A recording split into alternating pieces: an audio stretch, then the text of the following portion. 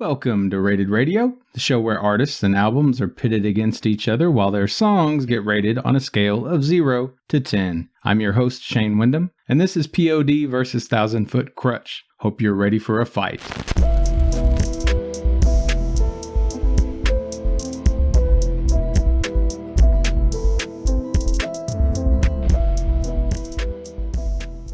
And we will start here with 1,000 Foot Krutch. The random album I got was The Art of Breaking from 2005. Of the 11 tracks, I thought 9 were great, but none of them got a flawless rating. My bottom track was Make Me a Believer. My top track, it was a toss-up between Move and Breathe You In. The music makes me feel like I'm at a protest where dishonest actors are trying to start a riot. I'd recommend this artist to fans of 3 Days Grace, Skillet, Linkin Park, Papa Roach, Fuel, Drowning Pool, and even Puddle of Mud.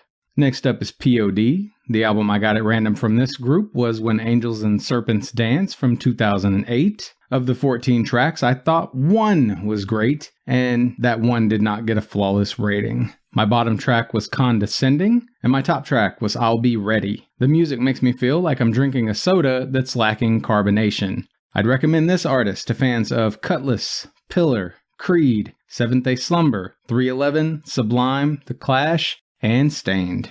No two ways about it, this looks like a bloodbath with the world's most obvious winner because it sort of is. What you can't see, unless you're looking at the Patreon song ratings, is that the P.O.D. album was listenable in its majority. Problems there include the waffling between bland melody work to downright enthralling bits. The wall of sound inexplicably feeling like it was lacking some fundamental element, unintentional pun, that older P.O.D. had, and most notably, a vocalist and lyricist who simply failed to connect with me anywhere meaningful throughout the listen. The lone great rating I gave was owed to a solo in the bridge section that was awesome. Otherwise, most of this, while routinely competent from a musical standpoint, offered up descriptors such as generic and uninspired.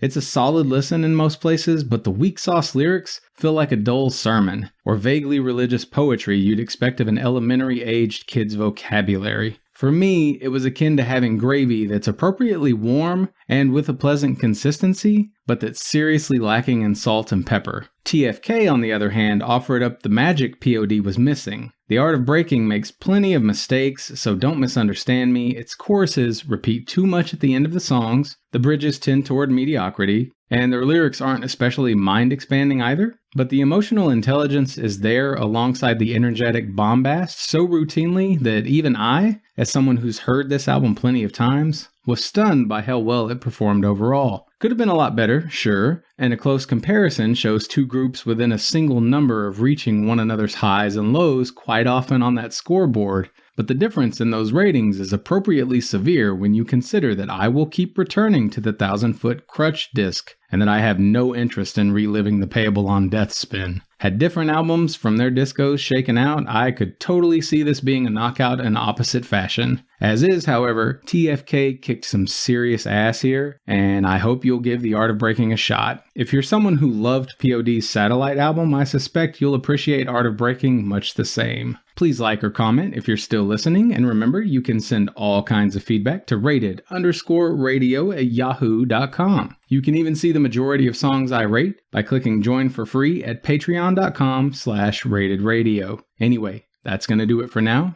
Until next time, fill your world with music.